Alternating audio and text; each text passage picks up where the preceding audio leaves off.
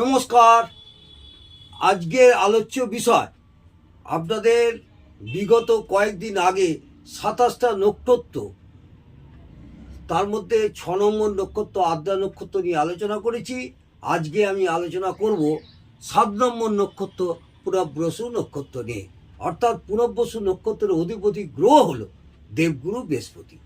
এই নক্ষত্রে যদি কোনো জাতক জাতিকা জন্মগ্রহণ করে তাহলে তাদের সাধারণত কী রোগ হতে দেখা যায়? সাধারণত এদের ঠান্ডা লাগা, সর্দি, কাশি, নিউমোনিয়া, ব্রঙ্কাইটিস, এমনকি এদের একটু অ্যাজমাটিক টেন্ডেন্সিও এইসব জাতক জাতিকাদের থাকে, এবং পেট খারাপ, চর্বিযুক্ত মোটা চেহারা, রক্ত দূষণ রোগ, লিভারের সমস্যা, এমনকি বাতের রোগ, বাতের ব্যথা, ক্যান্সার এবং জন্ডিস হওয়ার প্রবণতা এইসব জাতক জাতিকাদের থাকবে।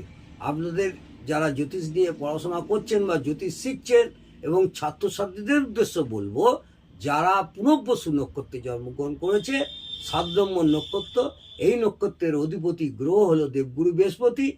এই দেবগুরু বৃহস্পতি নক্ষত্রে জন্মগ্রহণ করলে, পুনর্বসু নক্ষত্রে জন্মগ্রহণ করলে এই রোগগুলো আপনাদের হওয়ার প্রবণতা বেশি থাকবে। আজকে এই পর্যন্ত। আগামী দিনে আপনাদের 8 নম্বর নক্ষত্র পুষ্যা নক্ষত্র নিয়ে আলোচনা করব।